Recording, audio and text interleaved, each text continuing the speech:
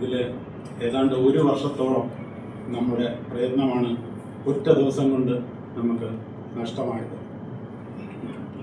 ഏതാണ്ട് 200ഓളം ആൾക്കാർ നേരിട്ടും അല്ലാതെയും ഇതിനു വേണ്ടി പ്രവർത്തിച്ചിട്ടുണ്ട്. ഇതിൻ്റെ ബഡ്ജറ്റ് എന്ന് പറയുന്നത് ഏതാണ്ട് 4,50,00,000 രൂപയോളം ആയിട്ടുണ്ട്. അപ്പോൾ ഇത്തരത്തിൽ ഒരു മൂവി നമ്മൾ ചെയ്യുമ്പോൾ ഒരിക്കലും ഇത്തരത്തിലൊരു കാര്യം സംഭവിക്കും എന്ന് നമ്മൾ ഒരിക്കലും പ്രതീക്ഷിച്ചിട്ടില്ല. എന്താണ് കാര്യം എന്ന് വെച്ച് കഴിഞ്ഞാൽ, ആദ്യം നമ്മൾ ഈ മൂവി 8-ാം തീയതി റിലീസ് ചെയ്യാനായിട്ട് തീരുമാനിക്കുകയും ആദ്യത്തെ ഷോ രാവിലെ 10 മണിക്ക് ഫിക്സ് ചെയ്യുകയും ചെയ്തു. അത് എറണാകുളം വനിതാ തിയേറ്ററിലാണ് നമ്മൾ പ്ലാൻ ചെയ്തത്. അപ്പോൾ ശരിക്കും പറഞ്ഞാൽ ബുക്ക് മൈ ഷോയിൽ 6-ാം തീയതി നമ്മൾ ബുക്കിംഗ് ഓപ്പൺ ചെയ്യുകയും, എന്നാൽ ഈ വനിതാ തിയേറ്ററിലെ ബുക്കിംഗ് ശ്രമിക്കുമ്പോൾ അത് നടക്കാതെ വരികയും ചെയ്തിട്ടുണ്ട്. ഷോയുടെ ടൈം 12:45 കാണിക്കുകയും നമ്മളോട് 10 മണിയെന്ന് പറയുകയും ചെയ്തിട്ടുണ്ട്. അപ്പോൾ നമ്മൾ 10 മണിക്ക് പ്ലാൻ ചെയ്യുകയും നമ്മൾ ടിക്കറ്റ് ബുക്ക് ചെയ്യാനായിട്ട് ശ്രമിക്കുമ്പോൾ പിന്നെ അത് സിസ്റ്റം എന്തോ എററാണ്, പറ്റുന്നില്ല, ഉടൻ തന്നെ മാറ്റും എന്ന് പറയുകയും കൃത്യം അന്നേ ദിവസം 8-ാം തീയതി 9 മണിക്ക് ബുക്ക് ചെയ്യാനായിട്ട് കഴിയുകയും ചെയ്തിട്ടുണ്ട്. വാസ്തവത്തിൽ പിന്നെ ഷോ ടൈം 12:45 എന്ന് പറഞ്ഞപ്പോൾ ശരിക്കും നമ്മൾ ഇൻവൈറ്റ് ചെയ്ത ആൾക്കാർക്ക് പോലും എത്തിപ്പെടാൻ പറ്റിയിട്ടില്ല. അതെന്താണ് അതിൻ്റെ പിന്നിലെ കാരണം എന്നുള്ളത് അന്വേഷിക്കേണ്ടതായിട്ടുണ്ട്. ഓക്കെ, ഒന്ന്. രണ്ടാമതായിട്ട്, ഈ മൂവി അറിയാലോ, ഒരുപാട് പേരുടെ കഷ്ടപ്പാടാണ് ഒരു സിനിമ എന്ന് പറയുന്നത്. അത് പിന്നെ ഒരു സിനിമ നമ്മൾ റിലീസ് ചെയ്ത് ആദ്യത്തെ ഷോ കഴിഞ്ഞ് കുറച്ച് യൂട്യൂബേഴ്സ്, നമ്മളെല്ലാവരും പറയുന്നില്ല, കുറച്ച് യൂട്യൂബേഴ്സ് ഇതിൻ്റെ കഥ അങ്ങ് പറയുകയാണ്, മൂവിയുടെ കഥ വെളിപ്പെടുത്തുകയാണ്. ശരിക്കും പറഞ്ഞാൽ അവർക്ക് നെഗറ്റീവ് കമൻസ് പറയാം, പോസിറ്റീവ് കമൻസ് പറയാം, ഒരിക്കലും കഥ പറയാൻ പാടില്ല. ഓക്കെ.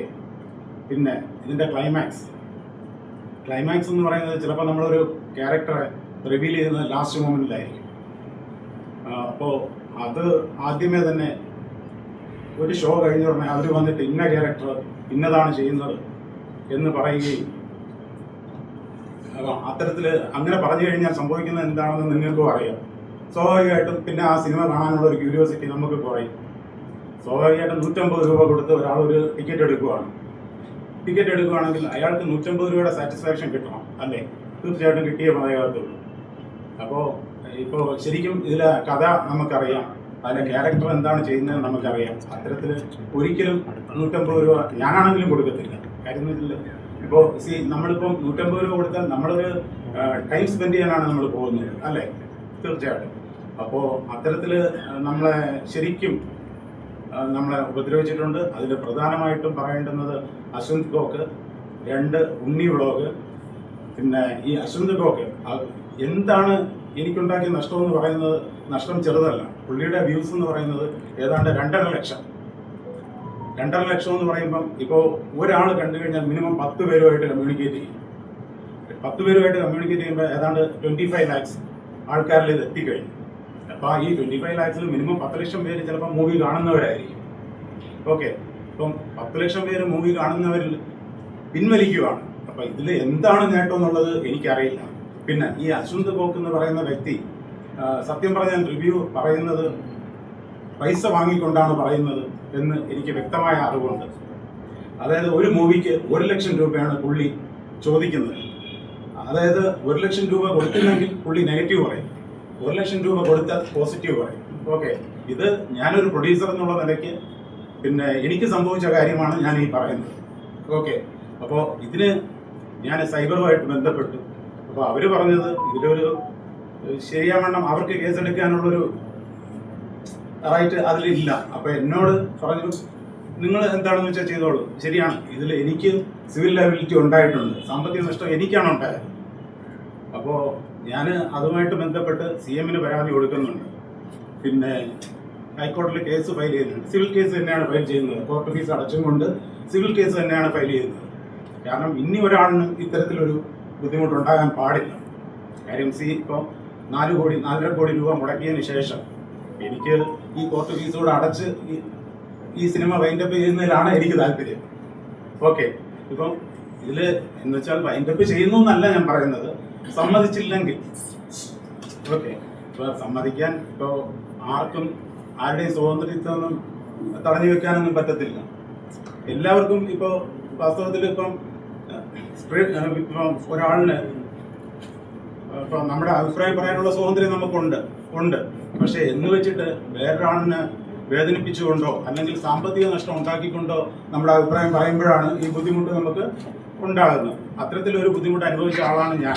പിന്നെ മറ്റൊരു കാര്യം, ഇവിടെ നമ്മളിപ്പോൾ ഇന്ത്യയിൽ മാത്രമേ നമ്മൾ ഈ മൂവി റിലീസ് ചെയ്തിട്ടുള്ളൂ.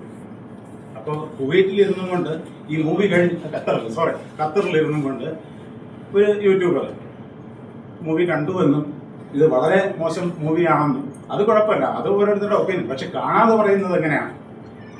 മൂവി മോശമാണെങ്കിൽ മോശമാണെന്ന് പറയുന്നതിൽ തെറ്റില്ല, നല്ലതാണെങ്കിൽ നല്ലതാണെന്ന് പറയുകയും വേണമല്ലോ. അല്ലാതെ ഇപ്പോൾ വേറെ എന്തെങ്കിലും പ്രത്യേക താല്പര്യത്തിന് വേണ്ടിയിട്ട് ഒരിക്കലും അങ്ങനെ ചെയ്യാൻ പാടില്ല. അങ്ങനെ ചെയ്തു. അത് പിന്നെ നെയിം എന്ന് പറയുന്നത് Maju Jacob. Okay, Maju Jacob എന്ന് പറയുന്നത്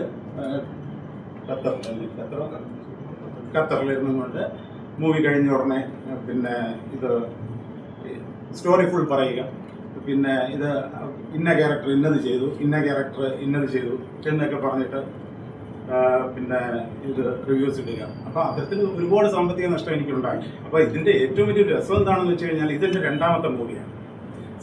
ഞാൻ ഇതിനോടുള്ള പാഷൻ കാരണം തന്നെയാണ് ഞാൻ ഈ മൂവി ചെയ്യുന്നത്. ശരിക്കും സിനിമയെ ഞാൻ ബിസിനസ്സായിട്ട് തന്നെയാണ് കാണുന്നത്. ഓക്കെ, അപ്പോൾ എനിക്ക് സാമ്പത്തിക നഷ്ടം ഉണ്ടാക്കിയാൽ പിന്നെ എനിക്ക് ഇതിൽ നിൽക്കാൻ പറ്റത്തില്ല. ഞാനെന്നല്ല വേറൊരു വ്യക്തി വന്നാലും നിൽക്കാൻ പറ്റത്തില്ല. അപ്പം നിലവിലുള്ളവർ മാത്രമേ ഇതിൽ കാണത്തുള്ളൂ. മനസ്സിലായല്ലേ? അപ്പോൾ നിലവിലുള്ളവർ മാത്രം ഉണ്ടായിക്കഴിഞ്ഞാൽ ഇവിടെ തൊഴിൽ സാധ്യത കുറയും. അവർക്ക് കൃത്യമായിട്ടും അവർക്കൊരു പ്ലാനിങ് ഉണ്ട്. മീൻസ് അവർക്കറിയാം ഇതിൽ എങ്ങനെയാണ് ഇതിൽ ഏൺ ചെയ്യേണ്ടതെന്ന്. അവരുടെ എക്സ്പീരിയൻസ് വഴി അവർക്കറിയാം. അവർ കൃത്യമായിട്ടും അത് നേടും. പക്ഷെ എന്നെ സംബന്ധിച്ച് അതല്ല. ഇനിയിപ്പോൾ ഒരു മൂന്നാമതൊരു മൂവി ചെയ്യുക എന്ന് പറയുന്നത്, ഇതിൽ നിന്നും ഏൺ ചെയ്തില്ലെങ്കിൽ മൂന്നാമതൊരു മൂവി ചെയ്യുക എന്ന് പറയുന്നത് വലിയൊരു ടാസ്ക് തന്നെയാണ്. ഓക്കെ, എന്ന് വെച്ചിട്ട് ഞാൻ ഇതിൽ നിന്ന് പിൻവാങ്ങാനൊന്നും തീരുമാനിച്ചിട്ടില്ല. തുടർന്ന് മൂവി ചെയ്യാൻ തന്നെയാണ് എൻ്റെ തീരുമാനം. ഓക്കെ, പിന്നെ ഇപ്പോൾ ഇത്തരത്തിലുള്ള ബുദ്ധിമുട്ടുകൾ ഉണ്ടാകുന്നു. പിന്നെ മാധവിനെ സംബന്ധിച്ച് മാധവ് ഇതിൻ്റെ ഒരു ഭാഗം മാത്രമാണ്. അല്ലാതെ മാധവിനെ ടാർഗറ്റ് ചെയ്ത് ആണ് ഈ മൂവി ഇങ്ങനെ ആയിപ്പോയി എന്ന് പറയുന്നതിനോട് എനിക്ക് യോജിപ്പില്ല. ഓക്കെ, മാധവിൻ്റെ ഒരു ഭാഗം മാത്രമാണ്. ഭാഗം മീൻസ് മാധവ് ഇതിൽ സെൻട്രൽ ക്യാരക്ടർ ചെയ്തു. മാധവ് തീർച്ചയായിട്ടും ഇതിൽ എന്നോട് കോപ്പറേറ്റീവ് ആണ്. അതാണല്ലോ ഇപ്പോഴും നമ്മൾ ഒന്നിച്ചിരിക്കുന്നത്. ഓക്കെ, അപ്പോൾ ശരിക്കും മാധവിൻ്റെ പാർട്ടെല്ലാം മാധവ് നന്നായിട്ട് ചെയ്തു. പക്ഷേ പിന്നെ മാധവ് ആയതുകൊണ്ടാണ് ഇത് ഇങ്ങനെ എന്ന് പറയുന്നതിലും അർത്ഥമില്ല. കാരണം ഇവിടെ ഒരു സൈജു കുറുപ്പ് ഉണ്ട്, പിന്നെ ഷൈൻ ടോം ഉണ്ട്. സൈജു കുറുപ്പാണെങ്കിലും ഇതിൽ നന്നായിട്ട് പെർഫോം ചെയ്തിട്ടുണ്ട്. സൈജു കുറുപ്പിനോട് വളരെ പൊളൈറ്റ് ആയിട്ടാണ് ബിഹേവ് ചെയ്തിട്ടുള്ളത്.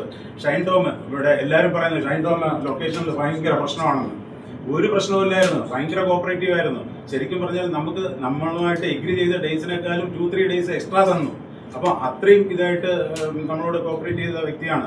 സൈജു കുറുപ്പാണെങ്കിലും അതുപോലെ തന്നെ, ചേട്ടാ ഇനി വേറെ എന്തെങ്കിലും ആവശ്യമുണ്ടോ എന്ന് ചോദിച്ച് കൂടെ നിന്നിട്ടുണ്ട്. മാധവാണെങ്കിലും നമ്മളിപ്പം മാധവനോട് നമ്മൾ പറയുകയാണ് നാളെ 10 മണിക്കാണ് ഷൂട്ട്, കൃത്യമായിട്ട് മാധവ് എത്തുകയും അതിന് വേണ്ടിയിട്ട് നമ്മളുമായിട്ട് സഹകരിക്കുകയും ഒക്കെ ചെയ്തിട്ടുണ്ട്. ഇതിൻ്റെ ലാസ്റ്റ് ഓരോ സമയങ്ങളിലും പിന്നെ നമ്മളോട് കാര്യങ്ങളൊക്കെ ചോദിക്കുകയും ഈ അവസാന നിമിഷത്ത് കൂടെ ഉണ്ടായിരുന്നതാണ്. നമ്മൾ ഈ പടമൊക്കെ നമ്മൾ റിലീസ് ചെയ്യുന്നത് ഇപ്പോഴും കൂടെ ഉണ്ട്.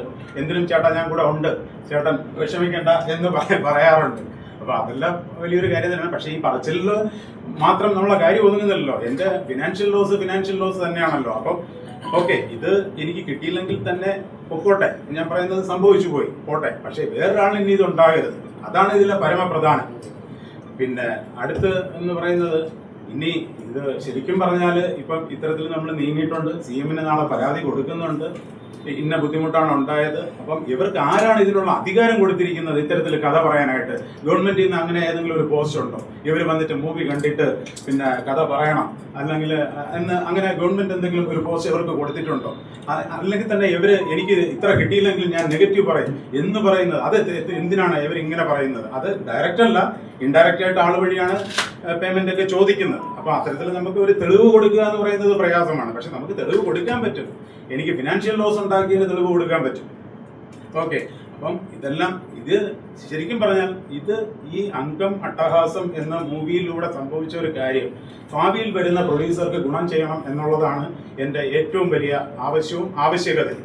ഓക്കെ, അപ്പം അത് ഞാനിവിടെ പറയുകയാണ്. എൻ്റെ മൂവി ഞാൻ റിലീസ് ചെയ്യാനായിട്ട് ഞാൻ പ്ലാൻ ചെയ്യുന്നുണ്ട്. അതിൻ്റെ ക്ലൈമാക്സ് മാറ്റിക്കൊണ്ട്, അതായത് ഇതിൻ്റെ ക്യാരക്ടർ ഒക്കെ റിവീൽ ചെയ്തല്ലോ. അപ്പോൾ അതിലൊക്കെ നമുക്ക് എന്ത് ചെയ്യാൻ പറ്റും എന്ന് നോക്കിക്കൊണ്ട് നമ്മളിത് റിലീസ് ചെയ്യുന്നതിനെ കുറിച്ച് പ്ലാൻ ചെയ്യുന്നുണ്ട്. ശരിക്കും പറഞ്ഞാൽ 8-ാം തീയതി റിലീസ് ചെയ്ത മൂവി 13-ാം തീയതി നമ്മൾ തിരിച്ച് പിന്നെ ഷോ നിർത്തി നമ്മൾ ഒരു തിയേറ്ററിലും പിന്നെ ഓടിക്കണ്ട എന്നൊരു തീരുമാനം എടുക്കുകയായിരുന്നു. മനസ്സിലായില്ലേ? അപ്പം നമ്മൾ അത്തരത്തിൽ ഇനി ഒരാളിനും അത് ഉണ്ടാകണ്ട. റിലീസ് നമ്മൾ തീർച്ചയായിട്ടും പ്ലാൻ ചെയ്യുന്നുണ്ട്.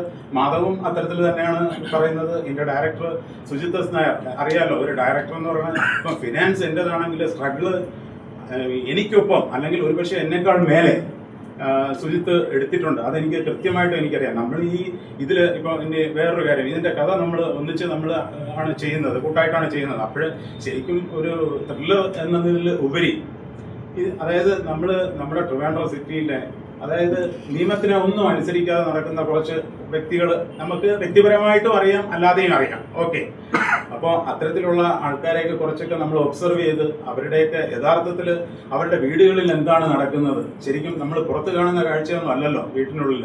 അപ്പോൾ അവരുടെ വീടുകളിൽ എന്താണ് നടക്കുന്നത് എന്നൊക്കെയാണ് നമ്മൾ ശരിക്കും പറഞ്ഞാൽ ഈ സിനിമയിലൂടെ നമ്മൾ പറയാൻ ശ്രമിച്ചിട്ടുള്ളത്. പക്ഷേ ഇത് ഒരാളിന് സമാധാനത്തോടുകൂടി അല്ലെങ്കിൽ നേരിട്ട് ശരിയായ ആസ്വാദകർക്ക് ഒരു കൃത്യതയോടുകൂടി വന്ന് കാണുവാനോ ഒന്നും ഇത്തരത്തിലുള്ള യൂട്യൂബ് സമ്മതിച്ചിട്ടില്ല. ശരിക്കും ഇത്തരത്തിൽ ഉണ്ടായത് വളരെ ബുദ്ധിമുട്ട് തന്നെയാണ്. ഇനി എന്തെങ്കിലും പിന്നെ ചോദിക്കാനുണ്ടെങ്കിൽ ചോദിക്കാം. മാധവന് പറയാനുള്ളത് ഇവിടെ ഒന്ന് പറഞ്ഞോട്ടെ.